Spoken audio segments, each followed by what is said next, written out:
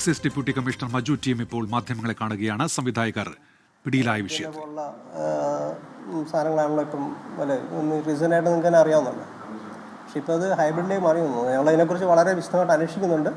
അപ്പോൾ അതിൻ്റെ അകത്തുള്ളൊരു ഒരാളെ നമ്മൾ നോക്കുന്നുണ്ട്. വിശദമായിട്ട് അന്വേഷണം നടക്കുന്നുണ്ട് അതിൻ്റെ കേട്ടോ.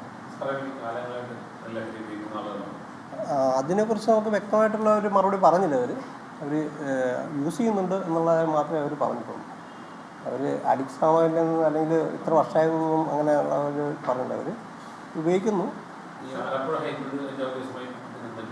ആലപ്പുഴ ഹൈബ്രിഡ് കഞ്ചാവ് കേസുമായിട്ട് ഇതിൻ്റെ ഒരു കണക്ഷന് സാധ്യതയില്ല. എന്നാലും ഞങ്ങൾ അന്വേഷിക്കുന്നുണ്ട്. അപ്പോൾ ഇവരെല്ലാം ഒരേ സർക്കിളിലുള്ള ആൾക്കാരായതുകൊണ്ട് നമ്മൾ വിശദമായിട്ട് അന്വേഷണത്തിൽ ചിലപ്പോൾ ഒരു പക്ഷേ അറിയില്ല എങ്ങനെയാണെന്നാണ്. ഏതാ ഇതെന്ന് വെച്ചാൽ ഇതിൻ്റെ ഒരു ഷാരി മുഹമ്മദ് എന്നുള്ള ഒരുത്തനുണ്ട്. അവനാണ് ഇതിൻ്റെ ഒരു പിന്നെ കൊണ്ടുവന്നതാണെന്ന് പറഞ്ഞ രീതിയിൽ കൊണ്ടുവന്നത്. അവർ എല്ലാം കൂടെ ഉപയോഗിക്കുമായിരുന്നു. ഇവനെ നമ്മൾ ചോദ്യം ചെയ്തിട്ടുണ്ട്. നമുക്ക് ആവശ്യമായ ലീഡുകൾ കിട്ടിയിട്ടുണ്ട്.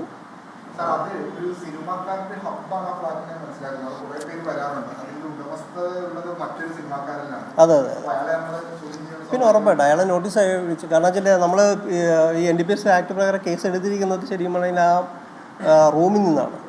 ശരിക്കും അങ്ങനെ ഒരു താവളം ഇതുപോലെ ഉപയോഗിക്കാനായിട്ടൊരു താവളം കൊടുക്കുന്നവരെ NDPS ആക്ട് പ്രകാരം കുറ്റകരമാണ്. അല്ല, അത് നോട്ടീസ് അയച്ച ശേഷം അതിൻ്റെ വ്യക്തമായിട്ടുള്ള കാര്യങ്ങൾ അന്വേഷിച്ച ശേഷം നമ്മളതിന് തുടർന്ന് നോട്ടീസ് ചെയ്യും. പിന്നെന്താ എല്ലാം ഫാസ്റ്റായിട്ട് തന്നെ നടക്കും. മുൻപ് ഞങ്ങൾ ഫ്ലാറ്റുകൾ കേന്ദ്രീകരിച്ച് സാറിന് മൊത്തത്തിലൊരു പരിശോധന നടക്കുന്ന സമയത്ത് നമ്മൾ ചെയ്തിട്ടുണ്ട്. ഇതൊന്നും ഇപ്പോൾ ഞങ്ങളിപ്പോൾ ഈ 21 മുതൽ 13 വരെ ഞങ്ങൾ operation clean slate second phase എന്നുമുള്ളൊരു ഒരു വർക്ക് നടക്കുന്നുണ്ട്. അതിൻ്റെ ഭാഗമായിട്ടുള്ള ഒരു സ്ട്രിക്റ്റ് ആയിട്ടുള്ള ചെക്കിങ്ങിൻ്റെ ഭാഗമാണ് ഇതെല്ലാം.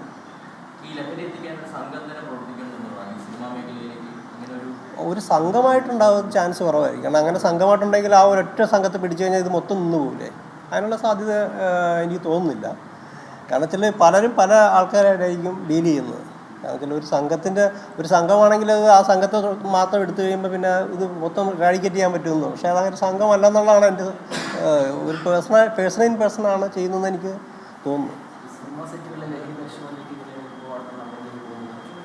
എന്താ കേട്ടില്ല? സിനിമ സെറ്റുകളിൽ ലഹരി പേഴ്സണ എല്ലാ സിനിമാക്കാരും ലഹരി ഉപയോഗിക്കുന്ന ആൾക്കാരല്ലല്ലോ. അല്ല, ലഹരിക്ക് സപ്പോർട്ട് ചെയ്യുന്ന ആൾക്കാരല്ല. ഇപ്പോൾ അടുത്ത ദിവസം ഒരു സിനിമ മേഖലയിലുള്ള ആൾക്കാരായിട്ട് ഒരു ഡി അഡിക്ഷനുമായിട്ട് ബന്ധപ്പെട്ടൊരു സൗഹൃദ ഫുട്ബോൾ മത്സരം വരെ നടക്കാൻ തീരുമാനിച്ചിട്ടുണ്ട്. അപ്പം എല്ലാ സിനിമാക്കാരും ഇതിൻ്റെ വക്താക്കളല്ല. അതിൽ കുറച്ച് ആൾക്കാർ ഇതിനു വേണ്ടി അവരുടെ സമയവും എല്ലാം ഉപയോഗിക്കുന്നു എന്നുള്ളതല്ലാതെ എല്ലാവരും നമുക്കങ്ങനെ പറയാൻ പറ്റില്ല. അതുകൊണ്ട് ഇൻഫർമേഷൻസ് കിട്ടുവാണെങ്കിൽ നമ്മളെല്ലാം എല്ലായിടത്തും പരിശോധിക്കും. അത് ഞങ്ങൾ വളരെ ശ്രദ്ധിച്ചാണ് കൈകാര്യം ചെയ്യുന്നത്. കാരണം വെച്ചാൽ കിട്ടുന്ന ഇൻഫർമേഷന് വളരെ നോക്കും, വളരെ നല്ല രീതിയിൽ നോക്കിയിട്ട് അത് കറക്റ്റാണ് എന്ന് ബോധ്യം വന്നാൽ നമ്മൾ ചെയ്യുന്നത്. ലൊക്കേഷൻ പരിശോധിച്ചാൽ ഞങ്ങൾക്കൊരു വെല്ലുവിളിയില്ല. ഞങ്ങൾക്ക് NDPS ഇല്ല ആ ഒരു സംഘടന നമുക്ക് എതിർപ്പ്. ഇവരൊക്കെ നമുക്ക് സപ്പോർട്ടാണ്. ആക്ച്വലി സിനിമാ സംഘടനകളൊക്കെ ആക്ച്വലി സപ്പോർട്ട് തന്നെയാണ്. കാരണം ഒരു വെല്ലുവിളിയും ഇതുവരെ ഉണ്ടായിട്ടില്ല.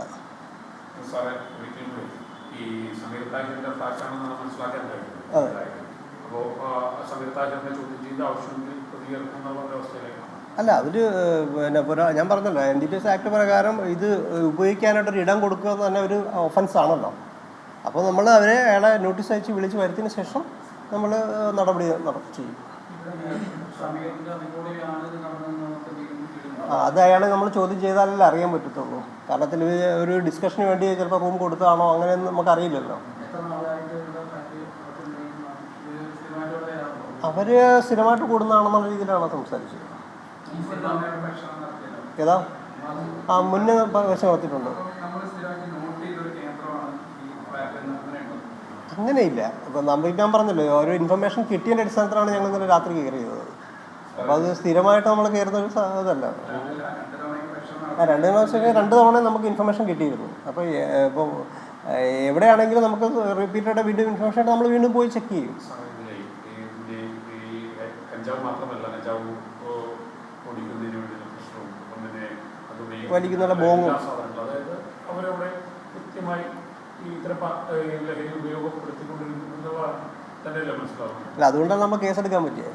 കാരണം വെച്ചാൽ അവിടെ നിന്ന് ഒരു ഹൈബ്രിഡ് കഞ്ചാവും കിട്ടി, ബോങ്ങും, പിന്നെ അത് ക്രഷ് ചെയ്യുന്ന മെഷീൻ വരെയും കിട്ടിയില്ല. അപ്പോൾ അതുകൊണ്ട് നമുക്ക് NDPS കേസ് എടുക്കാനായിട്ട് സാധിച്ചു. കാരണം ഒരു തൊണ്ടിയോടുകൂടി നമുക്ക് പിടിക്കാനായിട്ട് സാധിച്ചല്ലോ. ഇനി ഫർദറായിട്ട് ഇനി മറ്റു കാര്യങ്ങളൊക്കെ ഉണ്ടാകും. കാരണം ബോങ് എവിടെ നിന്ന് വാങ്ങിച്ചു, ആ ബോങ് എവിടെ നിന്നാണ് ഇത് സപ്ലൈ ചെയ്യുന്നത്, അതൊക്കെ ഞങ്ങളുടെ അന്വേഷണത്തിൻ്റെ ഭാഗമായിട്ട് വരും. അത് സീസ് ചെയ്യപ്പെടും. ഇനി അത് എവിടെ നിന്ന് ഏത് കടകളിൽ നിന്നാണ് വിൽക്കുന്നത് അതൊക്കെ നമ്മൾ സീസ് ചെയ്യപ്പെടും. ഓക്കെ അല്ലേ? Thank you Tom. Thank you. Excise deputy commissioner Maju TM ആണ് ഇപ്പോൾ മാധ്യമങ്ങളോട് കാര്യങ്ങൾ വിശദീകരിച്ചത്. 2 സംവിധായകർ ഹൈബ്രിഡ് കഞ്ചാവുമായി പിടിയിലായ പശ്ചാത്തലത്തിലായിരുന്നു അദ്ദേഹം മാധ്യമങ്ങളെ കണ്ടത്.